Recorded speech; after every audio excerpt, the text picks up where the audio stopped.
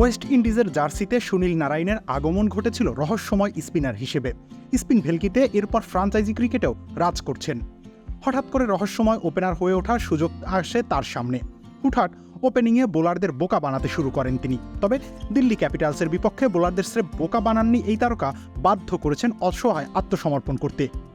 দিল্লির ঘরের মাঠে এদিন ৩৯ বলে ৮৫ রান করেছেন তিনি।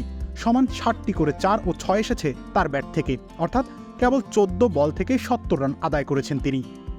যে কোনো ধরনের টি-20তে এটি উইন্ডিজ অলরাউন্ডারের সর্বোচ্চ ব্যক্তিগত রানের ইনিংস। শুরুতে অবশ্য আগ্রাসী ছিলেন না তিনি।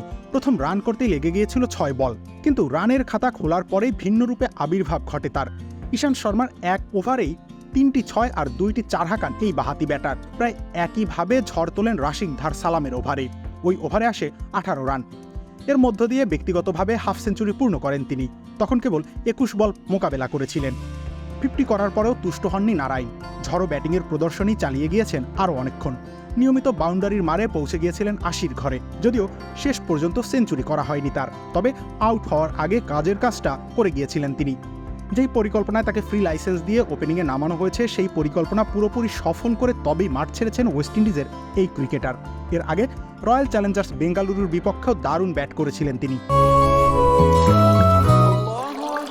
রমজানে রিফ্রেশ থাকুক সবার মন, ইফতার ও সেহরি সব সময় আছে টেস্ট মি। সেই ম্যাচে ২২ বল খেলে করেছিলেন ৪৭ রান, ফলে ম্যাচ সেরার পুরস্কার উঠেছিল তার হাতে।